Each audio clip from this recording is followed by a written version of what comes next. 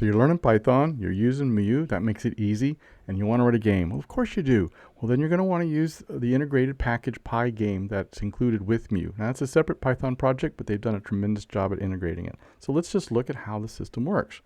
All right, we've got a file right here, and I've got some colors set up, and then these are going to be colors, and they're done in Python tuples, so that's red, green, and blue.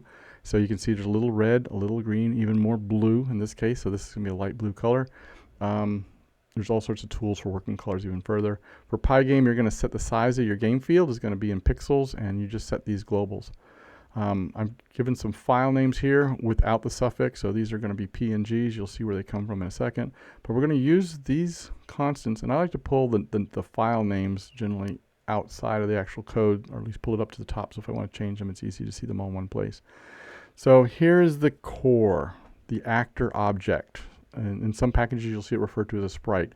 This object takes care of the visual that's going to be on the screen. So in this case, we got a dog and a ball. In your game, it might be a rocket and rocks. It might be a missile. It could be a ball of fire. It could be a pond, a fish.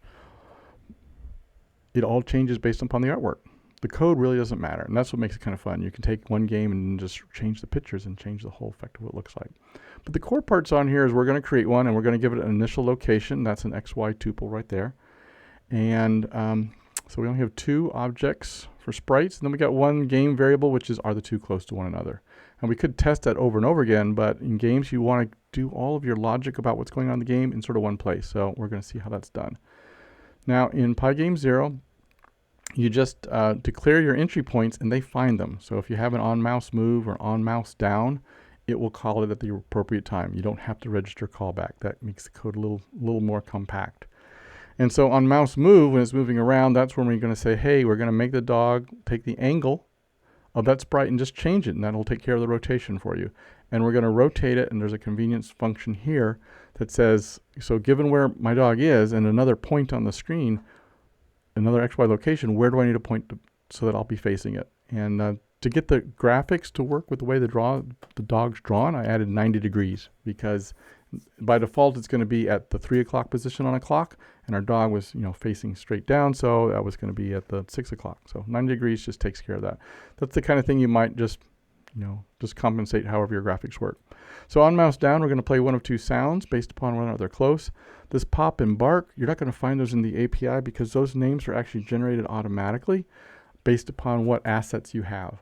So when you have your project, you're going to have your Python file, and next to it, you're going to have like a directory of images, and they'll be the PNGs, and you'll have some sounds, and then they will be WAV files. And so we've got 3, and we're only using 2 in this game. But if you wanted to add another one, it would just be sounds.wow.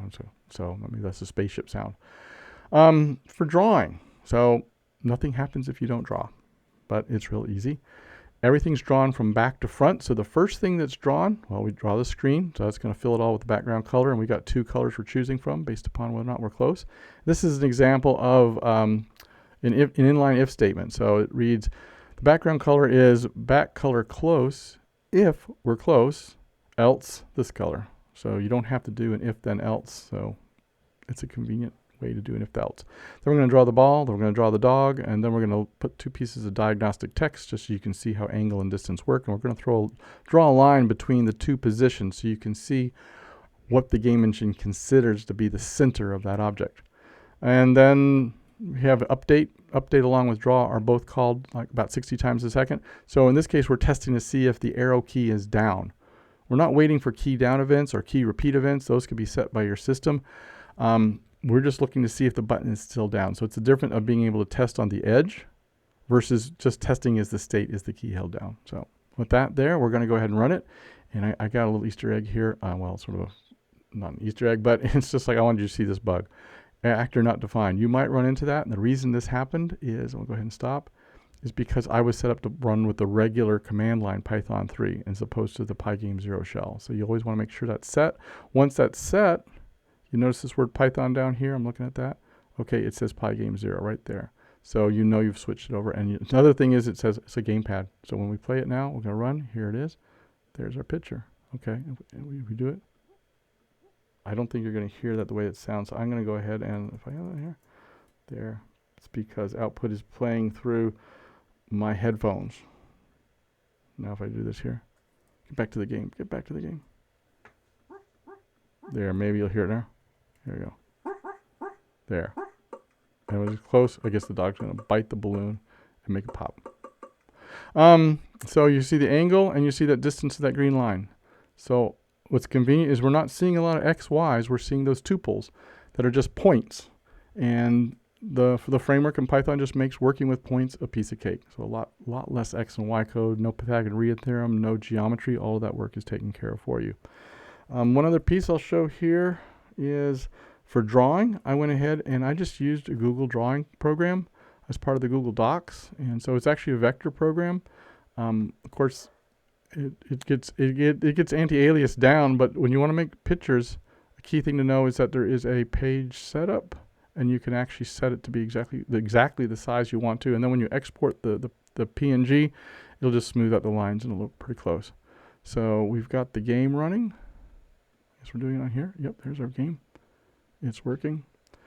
And I think that's going to be the piece of it here. So, Paul Austin, Computer Science Foundation's best wishes on your game. I hope it goes well.